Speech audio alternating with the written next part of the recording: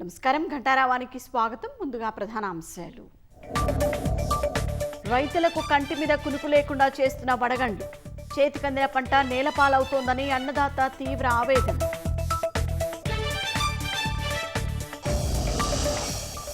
బయ్యారంలో ఉక్కు కర్మాగారం సాధ్యం కాదని తేల్చి చెప్పిన కేంద్రం.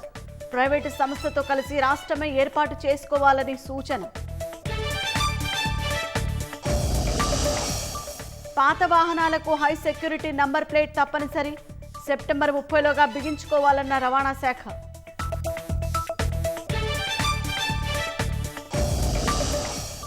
యూనస్ చైనా అనుకూల వ్యాఖ్యల వేళ భారత్ ప్రతిస్పందన.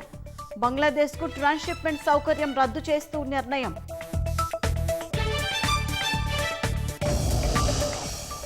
మధ్యాహ్నం ఢిల్లీకి ముంబై పేలుళ్ల కేసు నిందితుడు తహబూర్ రాణాను వెంటనే అదుపులోకి తీసుకోనున్న ఎన్ఐఏ.